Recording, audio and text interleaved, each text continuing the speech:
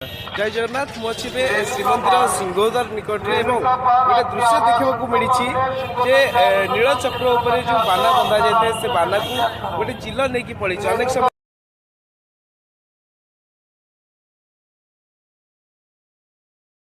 नीलचक्र उपर chill busbar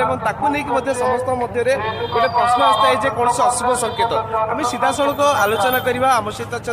Shrimandir वरिष्ठ चुनरा सेवायत doctor शरत महांती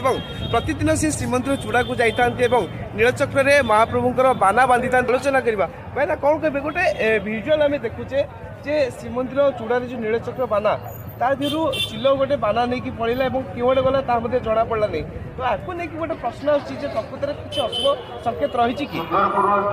गोटे आनंददायक घटना चिलटीए जिते उड़ा अवस्था तार लोभ आसी मन में आसक्ति आसी महाप्रभुंर पतित पावन बाना प्रति तेणु ताकू निजर दुई हाथ से धरिक जाइए पाटीर चंचुरे धरिक जबार आम कहीं देखुनु दुई हाथ में धरिक जाइए से बानाटी दीर्घ लंबर बाना से बाना को धरी अति अन्याय से आकाश में विहास गति करुच्ची यह अत्यंत श्रीक्षेत्रवासी नुह समस्त जगतवासी अत्यंत शुभ लक्षण ए डरबार कौन आशंका ना कौन अशुभ होना तेणु ये जगन्नाथ महाप्रभुंर पतित पावन बाना जी कि सर्वमंगलमय जगन्नाथ महाप्रभु तांकर ये घटना श्रीमंदिर में वर्तमान रामलीला चलवा अवसर में जो 12 दिन काल चली राम नवमी ठारू श्रीक्षेत्र में रामलीला गतकाली रही लंकापोड़ी उत्सव तेणु से उत्सव अवसर में चिलटीए जिते बाना नहीं जाइए निश्चित भाव में आम समस्त शुभ संकेत निश्चित भाव आप शुणुते वरिष्ठ सेवायत जी चुनर सेवायत अच्छा